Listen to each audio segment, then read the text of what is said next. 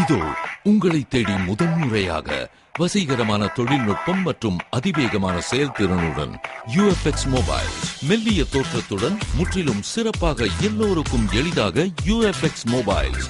உங்கள் நவீன தலைமுறைக்கான mobile UFX mobiles. Make your move.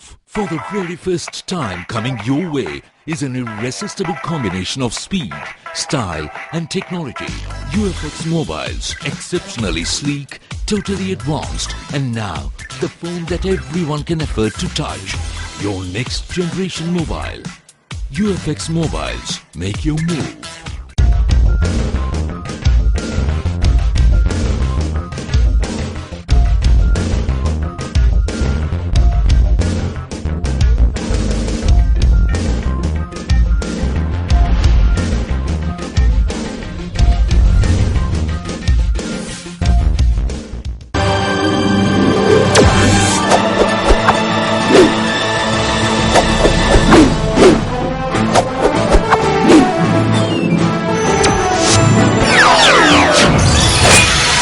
நீங்கள் பார்த்துக் கொண்டிருப்பது AJK டிவியின் புதுவை மாலை.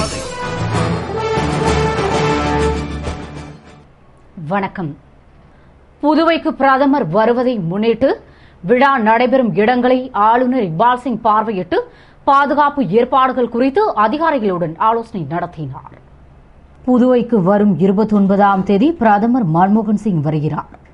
மேலும் அன்றைய தினம் பல்கலைக்கழக விழாவிலும் மறுநாள் ஜிப்மர் மருத்துவமனை விழாவிலும் பங்கேற்க உள்ளதால் விழா ஏற்பாடுகளும் பாதுகாப்பு ஏற்பாடுகளும் தீவிரப்படுத்தப்பட்டுள்ள நிலையில் ஆளுநர் இக்பால் சிங் பல்கலைக்கழகத்திற்கு சென்று பிரதமர் ஹெலிகாப்டரில் வந்திறங்கும் மைதானத்தில் அமைக்கப்பட்டுள்ள வசதிகள் குறித்து ஆய்வு செய்து பின்னர் திறப்பு விழா நடைபெறவுள்ள புதிய கட்டிடத்தை பார்வையிட்டார். பின்னர் ஜிப்மர் மருத்துவமனைக்கு சென்று விழா நடக்கும் இடத்தை பார்வையிட்டார்.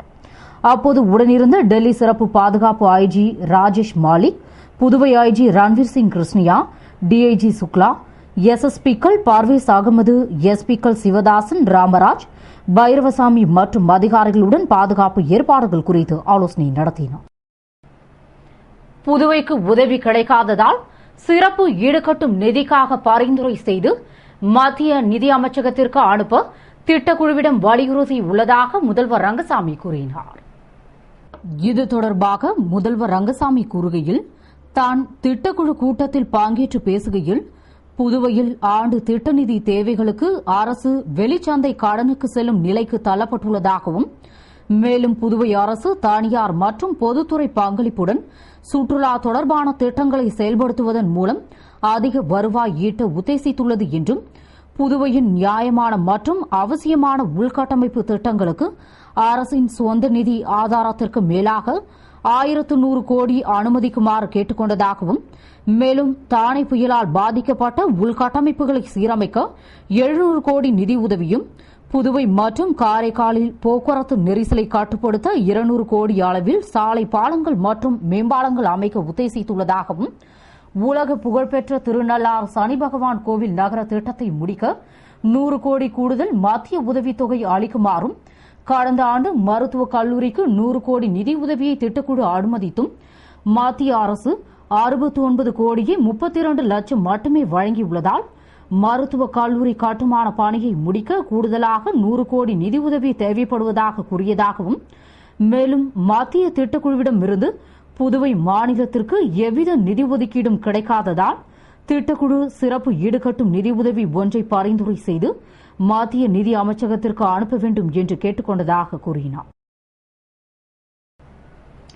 பிரதமரின் புதுவை வருகையை முன்னிட்டு பாதுகாப்பு பணிகளை தீவிரப்படுத்த 5 தொழில் பாதுகாப்பு படைகள் புதுவை வந்துள்ளன.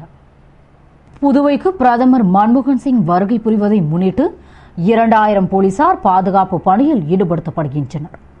மேலும் 5 கம்பெனி மத்திய படைகள் ஈடுபடுத்தப்பட உள்ளன. இதற்காக கேரளாவில் இருந்து 2 கம்பெனிகளும் கர்நாடகாவில் இருந்து 1 கம்பெனியும் என 270 வீரர்கள் புதுவை வந்ததை அடுத்து சென்னை துறைமுக மத்திய பாதுகாப்பு படையினர் 86 பேர் உதவி கமாண்டன்ட் சிங்சாங் தலைமையில் புதுவை வந்தனர். அவர்கள் காலாப்பட்டிலும் நெய்வேலியில் இருந்து வந்த சுரங்க மத்திய தொழில் பாதுகாப்பு படையினர் 100 பேர் கிருமாம்பாக்கம் காவலர் குடியிருப்பிலும் தங்க வைக்கப்பட்டுள்ளனர்.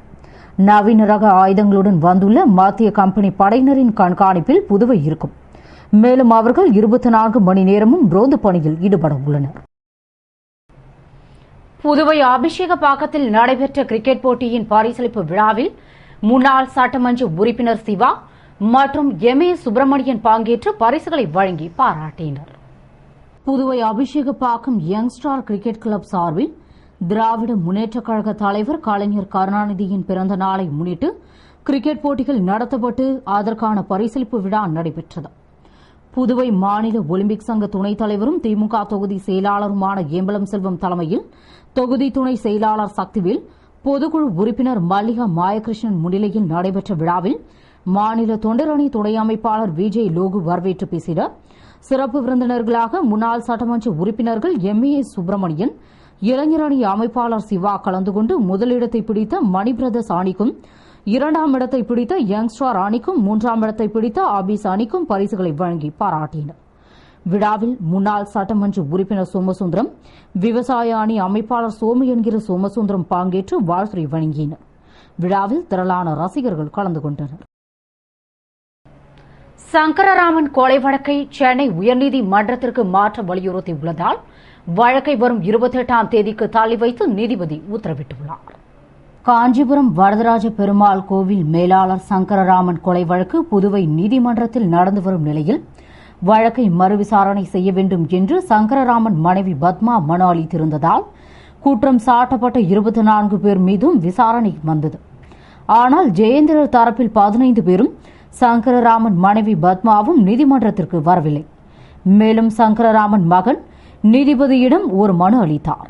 அந்த மனுவில் சங்கரராமன் கொலை வழக்கை சென்னை உயர்நீதிமன்றத்திற்கு மாற்ற வேண்டும் என்று வலியுறுத்தி மனு கொடுத்துள்ளதாகவும் அதில் முடிவு தெரியும் வரை புதுவை நீதிமன்றத்தில் வழக்கு விசாரணை நடத்தக்கூடாது என்று குறிப்பிடப்பட்டிருந்தது.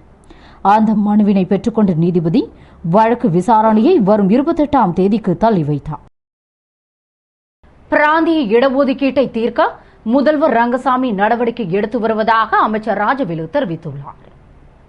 இது தொடர்பாக அமைச்சர் ராஜவேலு கூறுகையில், புதுவை அரசிடம் வேகம் இல்லை என சிலர் குறை கூறி வருகின்றனர்.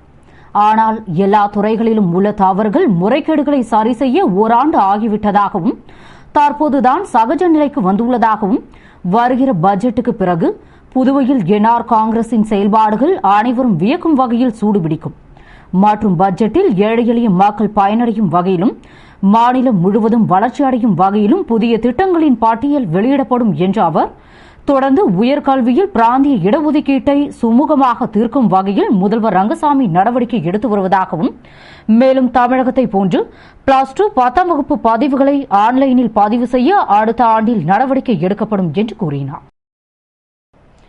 புதுவை கொடாத்தூரில் திருமணம் நிச்சயிக்கப்பட்ட பெண் தீயில் கருகி பலியான சம்பவம் விபத்தா தற்கொலையா என்று போலீசார் விசாரணை நடத்தி வருகின்றனர்.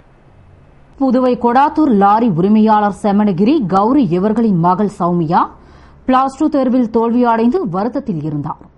மேலும் அவருக்கும் தமிழக பகுதியான விழுப்புரம் போலீசுக்கும் வரும் 5ஆம் தேதி திருமணம் நடத்த நிச்சயிக்கப்பட்டிருந்த நிலையில் அவரின் தாயார் கல்வித்துறை ரொட்டிப்பால் வழங்கும் பிரிவில் பணியாற்றுவதால் வேலைக்கு சென்றிருந்தபோது அவரது வீட்டில் திடீரென தீப்பற்றி எரிவதை கண்ட அக்கம்பக்கத்தினர் தீயணைப்புத் துறைக்கு தகவல் தெரிவித்ததால் தீயணைப்பு வீரர்கள் விரைந்து வந்து தீயை அணைத்தனர்.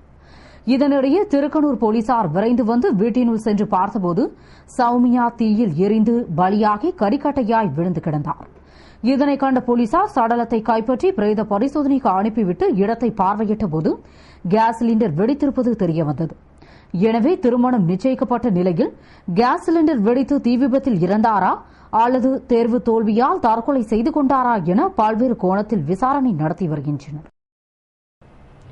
பிரெஞ்சு வம்சாவழி புதுச்சேரி மக்களின் நலன் காக்கப்பட வேண்டும் என்று பிரெஞ்சு இந்திய விடுதலை கால மக்கள் நல நற்பணி இயக்கம் சார்பில் மத்திய உள்துறை அமைச்சருக்கு ஃபேக்ஸ் அனுப்பப்பட்டன.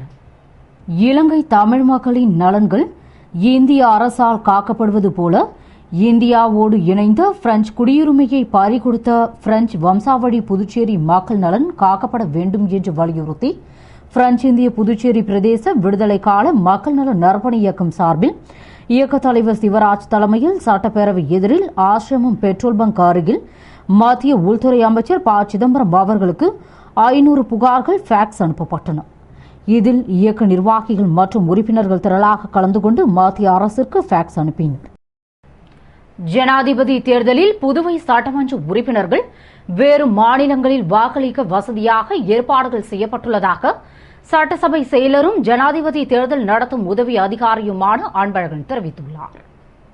இது தொடர்பாக புதுவை சட்டசபை செயலரும் ஜனாதிபதி தேர்தல் நடத்தும் உதவி தேர்தல் அதிகாரியுமான அன்பழகன் கூறுகையில், அனைத்து மாநிலங்கள் மற்றும் புதுவையில் உள்ள சட்டப்பேரவைகளின் தேர்ந்தெடுக்கப்பட்ட உறுப்பினர்கள் தவிர்க்க முடியாத காரணத்தால் வரும் ஜனாதிபதி தேர்தலின் போது தங்கள் மாநிலத்தில் இல்லாமல் டெல்லியிலோ அல்லது வேறு மாநிலத்திலோ தங்க நேரிட்டால் அவர்கள் பாராளுமன்ற வளாகத்தில் அல்லது மற்ற மாநில தலைநகரில் உள்ள சட்டப்பேரவையில் வாக்களிப்பதற்காக அமைக்கப்பட்டுள்ள வாக்குச்சாவடியில் வாக்களிக்க சிறப்பு கோரிக்கை விடுத்தால் அதை தேர்தல் ஆணையம் பரிசீலிக்கும் என்றும் அதற்கான விண்ணப்ப படிவம் இச்செயலகத்தில் கிடைக்கும் என்ற அவர், மேலும் இவ்வாறு சிறப்பு கோரிக்கை விடுத்து அது தேர்தல் ஆணையத்தால் ஏற்கப்பட்டுவிட்டால் அதுவே இறுதி முடிவு என்றும், மீண்டும் தமது சொந்த மாநிலத்தில் வாக்களிக்க விரும்பினாலும் அது ஏற்கப்படாது என்று தேர்தல் ஆணையம் தெளிவுபடுத்தியுள்ளதாக கூறினார். பிரதமரின் புதுவை வருகையை முன்னிட்டு ராஜ்நிவாசை சுற்றிலும் கேமரா பொருத்தும் பணி மற்றும் முக்கிய இடங்களில் தடுப்பு கட்டைகள் அமைக்கும் பணி தீவிரமாக நடைபெற்று வருகிறது. பிரதமர் மன்மோகன் சிங் 2 நாள் பயணமாக வரும் 29ஆம் தேதி புதுவைக்கு வருவதை முன்னிட்டு புதுவையில் பலத்த பாதுகாப்பு ஏற்பாடுகளை போலீசார் செய்து வருகின்றனர்.